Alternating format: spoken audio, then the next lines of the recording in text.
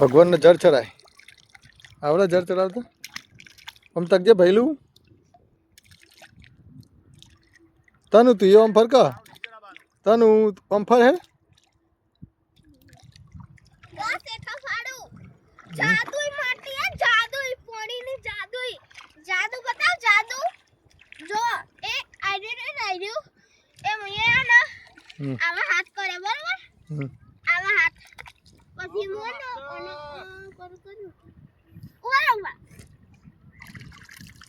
કરે ના આવા હાથ જો આવા હાથ કરે